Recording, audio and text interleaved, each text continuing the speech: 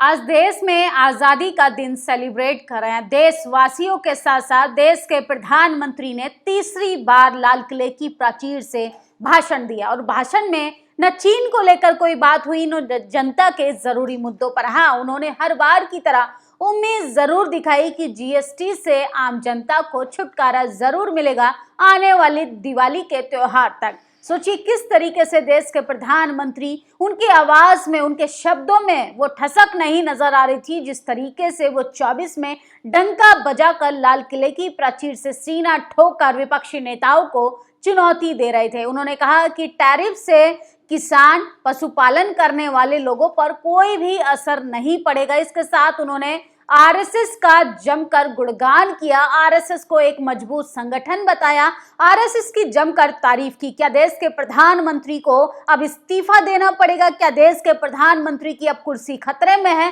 क्या देश के प्रधानमंत्री अब आने वाले समय में, भविष्य में देश के प्रधानमंत्री नहीं रहेंगे? क्या आरएसएस को अब देश के प्रधानमंत्री नरेंद्र मोदी पसंद नहीं आ रहे हैं? क्योंकि जिस तरीके से देश के प्रधानमंत्री को इतिहास के पहली बार इस तरीके के भाषण में देखने के लिए मिला है कि वो आरएसएस की जमकर तारीफ कर रहे हैं। क्या आरएसएस ने ठान लिया है कि अब तो मोदी जी को कुर्सी से उतारना है? सोचिए, देश के प्रधानमंत्री को आजादी के 78 साल पूरे हो गए हैं। हम एक और साल में यानी 79 आजादी के 75वां साल हम स्वतंत्रता दिवस के रूप में मना रहे हैं। लेकिन सोचिए किस तरीके से गोलमोल बातें कर कर देश के प्रधानमंत्री ने हर बार सवालों से बचने की कोशिश की, तमाम तरीके के वादे किए, हर बार की तरह जनता को नई उम्मीद दिखाई। अब आने वाले समय में देखते हैं कि टैरिफ से छुटकारा दिला पाएंगे या जीएसटी से छुटकारा दिला पाएंगे। लेकिन हाँ, ऐसे में एक मजबूत नेता बीएसपी सुप्रीमो मायावती ने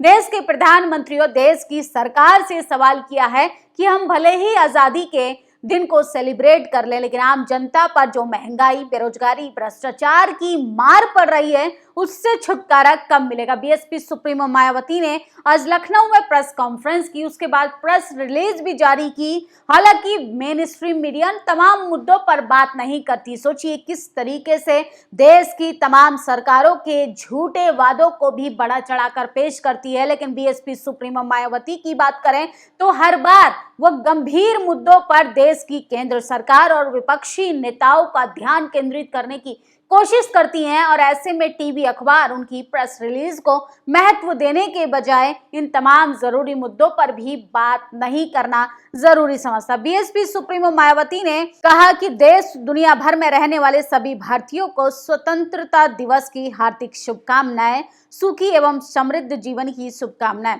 वैसे भी सर्व समाज के हित, व्यापक जनहित में देश निहित, समहित और इसलिए डोनाल्ड ट्रंप द्वारा अमेरिका के पूर्ण महान बनाने की प्रतिज्ञा के तहत मनमानी व्यापार टैरिफ नीति की बलपूर्वक लागू करने से भारत में भी इसके आर्थिक प्रभाव से देश और जनजीवन को बचाने हेतु आत्मनिर्भर बढ़ाने वाली नीति पर ठोस कार्यवाही जरूरी है। अमेरिका से दोस्ती महंगी पड़ने के बाद देश का व्यापार व भरोसा किसी एक देश पर केंद्रित ना हो, ये बेहतर है। साथ ही देश का जनहित विकास ही तभी संभव हो पाएगा जब भारत का हर प्रकार की अर्थव्यवस्था सांप्रदायिक, जातिवादी, भाषाई आदि तनाव, हिंसा आदि से मुक्त होगी, जिसके प्रति सरकारों की खास जिम्मेदारी है। केंद्र व राज्य के बीच टकराव को भी रोकना पड़ेगा। तो आज देश के तमाम विपक्ष के नेताओं के साथ साथ तमाम पार्टी के बड़े लीडर्स आज स्वतंत्रता दिवस मना रहे थे। लेकिन बीएसपी सुप्रीमो मायावती ने देश के प्रधानमंत्री का भी ध्यान एक जरूरी मुद्दे पर कायम किया। उन्होंने कहा कि टैरिफ से जो देश के व्यापार पर असर पड़ रहा है, उस पर देश की सरकार को गंभीरता से सोचना चाहिए। बीएसपी पार्टी की राष्ट्रीय अध्यक्ष, उत्तर प्रदेश की 4 बार रही मुख्यमंत्री बहन कुमारी मायावती जी ने देश व दुनिया भर में रहने वाले सभी भारतीयों को स्वतंत्रता दिवस की बधाई और सुख समृद्धि जीवन की शुभकामनाएं देते हुए कहा, जनहित में जिस तरीके से अमेरिका ने टैरिफ लगाया है और मनमानी तरीके से जबरदस्ती लागू किया है, भारत को एक कठोर निर्णय निकालकर इस पर विचार करना चाहिए। अर्थात उन्होंने केंद्र और राज्य सरकारें देश की लगभग 140 करोड़ की आबादी व खासकर भारत के व्यापार हित की रक्षा के लिए अर्थव्यवस्था को बचाए तथा लोगों को उससे उत्पन्न अफरा तफरी के हालातों से निकालने हेतु पूरी तरह से नीतिगत परिवर्तन के आश्वस्त करना जरूरी है। आज स्वतंत्रता दिवस के दिन देश को इसी संदेश का इजहार और आगे भी रहेगा।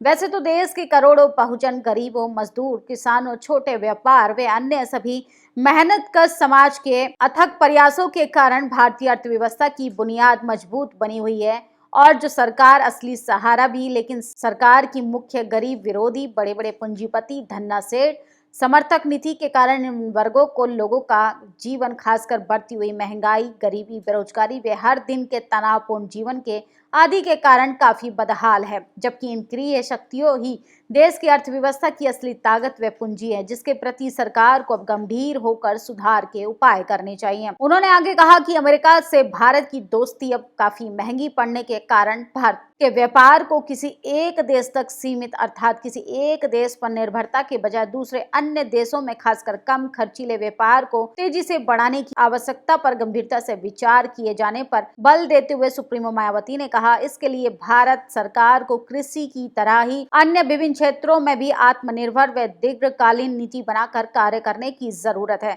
जिससे देश में अपार श्रम और आईटी सेक्टर की शक्ति को बढ़ावा मिल सकता है और गरीबी व बेरोजगारी की जटिल समस्याओं से मुक्ति मिल सकती है, जिसके लिए सरकार को कुछ चुनिंदा व्यापारियों को छोड़कर सरकारी क्षेत्र में उचित बढ़ावा देना चाहिए। इसके साथ ही देश व जनहितैषी और संपूर्ण विकास तभी संभव है जब देश का हर प्रकार की अर्थव्यवस्था सांप्रदायिक, जातिवादी, भाषा आदि तनाव, हिंसा आदि से मुक्त होगा। इसके प्रति सरकार की खास जिम्मेदारी है कि केंद्र व राज्यों के बीच बढ़ते हुए टकराव को रोकना भी जरूरी है। तो आज बीएसपी सुप्रीमो मायावती ने लखनऊ के अंदर आज प्रेस रिलीज जारी की। उन्होंने केंद्र सरकार का ध्यान उन जरूरी मुद्दों पर केंद्रित किया जो कि बेहद जरूरी है। सोचिए, छोटे छोटे व्यापारियों से इस देश की अर्थव्यवस्था मजबूत होती है, लेकिन भारत सरकार ऐसे तमाम मुद्दों पर बात करने के बजाय मौजूदा बीजेपी सरकार से आने वाले देश के प्रधानमंत्री आरएसएस का गुणगान कर रहे थे, टैरिफ पर बात कर रहे थे कि टैरिफ से किसानों पर, मध्यम वर्ग के व्यापारियों पर कोई भी असर नहीं पड़ेगा। सोचिए, उन्होंने आरएसएस का गुणगान तो ऐसे किया जैसे देश के प्रधानमंत्री को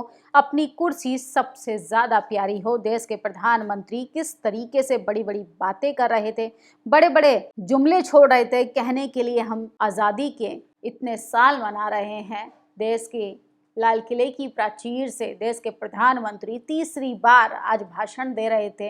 वो तीसरे भाषण में भी जनता के लिए ना कोई उम्मीद थी और ना ही कोई आने वाले समय में कोई आशा, क्योंकि देश की जनता अब जान चुकी है कि देश के प्रधानमंत्री हों चाहे कोई भी अन्य सरकारें भाजपा विचारधारा की आए, वो जनता के लिए हर बार की तरह सिर्फ और सिर्फ झूठी उम्मीदें देते। देश के प्रधानमंत्री ने नक्सलवाद पर बात किया, घुसपैठियों पर बात किया, आरएसएस पर बात की, लेकिन सोचिए किस तरीके से देश के प्रधानमंत्री उन जरूरी मुद्दों पर न बात कर पाए और ना ही उस पर सवाल जवाब कर पाए। क्या देश के प्रधानमंत्री की अब कुर्सी खतरे में है? देश के प्रधानमंत्री चाहते हैं कि विकसित भारत बनाया जाए। विकसित भारत का क्या यही डेवलप मॉडल है कि तमाम मध्यम वर्ग के व्यापारियों पर महंगाई की मार पड़ रही है और देश के प्रधानमंत्री सत्ताधारी लोग धन्ना सेठों की जेबों को भरने का काम करें? ऐसा तमाम आरोप देश की जनता, विपक्ष के नेता और अब तो बीएसपी सुप्रीमो मायावती ने भी एक गंभीर आरोप लगाया है। तो देश के प्रधानमंत्री का आज लाल किले की प्राचीर से आपको ये भाषण कैसा लगा? हाँ, जाते जाते एक बात और सुनते जाइए कि देश के प्रधानमंत्री ने कहा कि अब तो